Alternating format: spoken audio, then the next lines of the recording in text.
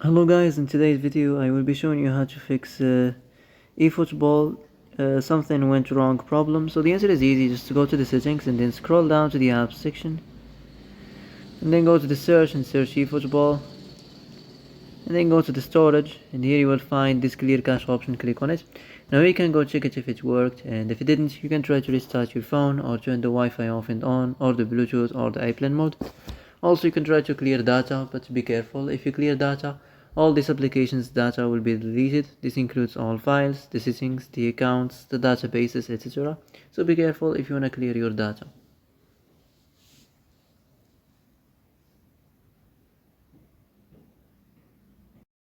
And that's it for today's video. I hope this is the answer you've been looking for.